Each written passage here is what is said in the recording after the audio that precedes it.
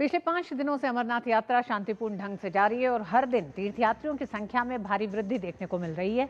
और इसी कड़ी में मंगलवार को 7,541 तीर्थयात्रियों का एक और जत्था कश्मीर के लिए रवाना हुआ।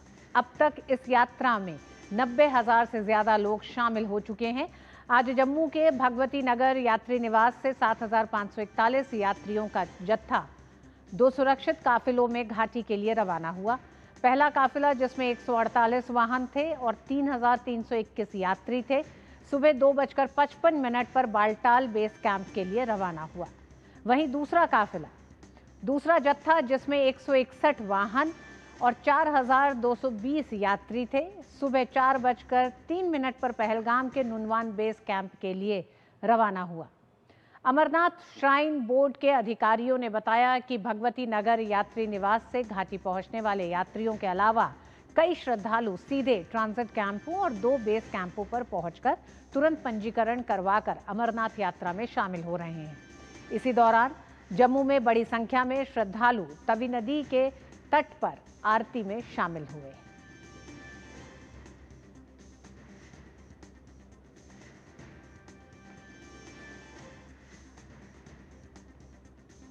उधर अमरनाथ यात्रा में सीआरपीएफ ने सुरक्षा के साथ साथ सेवा की भी एक नई पहल की है।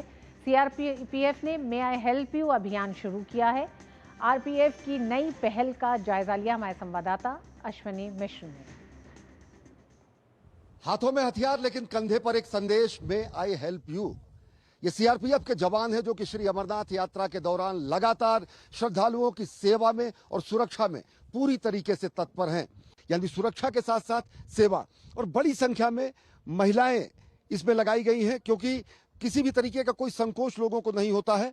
अब आप लोग, हम देख रहे हैं कि बड़ी संख्या में ऐसी महिलाएं हैं जो सीआरपीएफ की तरफ से मे आई हेल्प यू कैंपेन की तरह लोगों को सहायता दे रही हैं। क्या क्या सहायता, क्या क्या जानकारियां आप लोग देती हैं? सर, हम जैसे कि आते हैं, मतलब जो उन लोग कान भाई उतर के आते हैं, उन लोगों को हमने सिंगल लाइन करते पहले।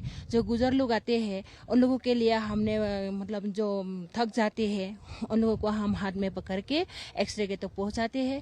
और जो लोग मतलब भारी चीज उठाना नहीं पाते, हम दोनों मिलके मतलब लेके एक्सरे पॉइंट तक पहुंच जाते हैं।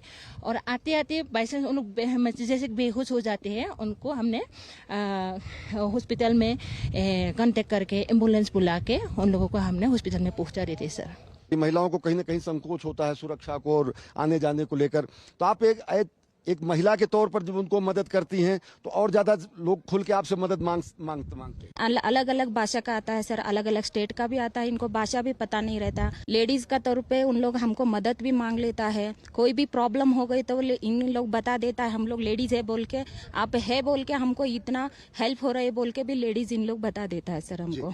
आप लोग लगे रहते हैं लगातार श्रद्धालुओं की सहायता में, प्रतिदिन हजारों की संख्या में लोग जा रहे हैं, कैसे और क्या क्या मदद करते हैं? जी सर, हम सब तरह की मदद करते हैं। कई लोगों को रास्ते में चलते चलते सर ऑक्सीजन की कमी पड़ती है, तो उनको तुरंत ऑक्सीजन वहाँ दिलवाना, रास्ते में ज़्यादा से ज़्यादा चलने में जिनको दिक्कत होती है उनके बैग उठा के साइड में करना, उनको हॉस्पिटल तक पहुंचाना, उनके टेंट तक पहुंचाना, और ज़्यादा जिनको दिक्कत है उनको वहीं बैठा के अपनी एम्बुलेंस बुला के वहाँ की मेडिकल सहायता में पूरी मदद की जाती है सीआरपी की तरफ से। प्रयास शुरू किया गया है डीआईजी श्रीनगर सुधीर कुमार जी द्वारा।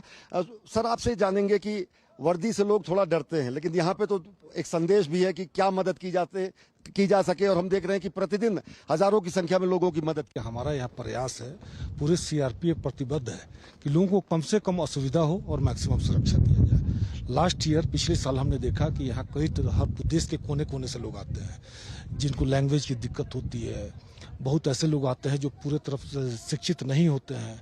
ऐसे ऐसे हौसले वाले लोग आते हैं जिनको चलने में दिक्कत होती है। इसमें महिलाएं भी शामिल होती हैं। तो उन लोगों को और मदद करने के लिए सुरक्षा के साथ हमने डेडिकेटेड वुमेन टीम बनाया है। इनका लोगों का रिस्पांस देख के हर लोग मतलब कि इनके पास भागे आते हैं। और उसके बाद हमने देखा कि जेंट्स कंपोनेंट भी काफ़ी ऐसे हैं जो अशिक्षित हैं, ओल्ड एज के हैं, जिनको मदद की जरूरत होती है।